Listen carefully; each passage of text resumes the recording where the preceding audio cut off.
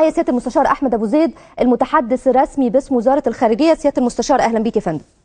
اهلا وسهلا، صباح الخير. اهلا بحضرتك، صباح النور يا فندم. هسال حضرتك قبل ما اكلمك عن سد النهضه عن طبعا الفيديو اللي انتشر وعن رد فعل او اللي صدر من السيد وزير الخارجيه وهو ازاحته لمايك قناه الجزيره اثناء المفاوضات او بعد انتهاء المفاوضات. عايزه يعني تعليق من حضرتك عن السبب الرئيسي او اللي حصل بالظبط يعني خلال هذه المفاوضات ولما ازاح الوزير هذا المايك.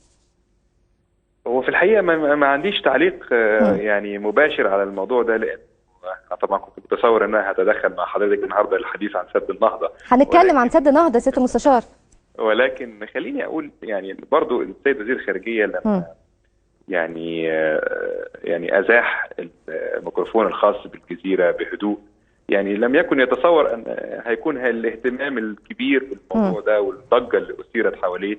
بالعكس زي ما حضرتك قلتي، هو قام بفعل بشكل يعني طبيعي وتلقائي وهادئ جدا، ما كانش بما تم تصويره وكانه رمى التليفون على او الميكروفون على الارض او غيره.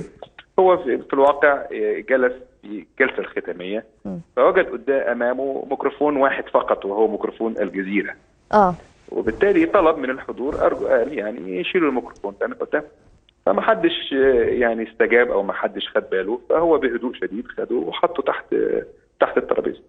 الموضوع كان طبيعي وتلقائي، يعني برضو تصوير الموضوع بالشكل اللي تم تصويره او يعني هو اكيد، بس هو اكيد برضو ليه مغزى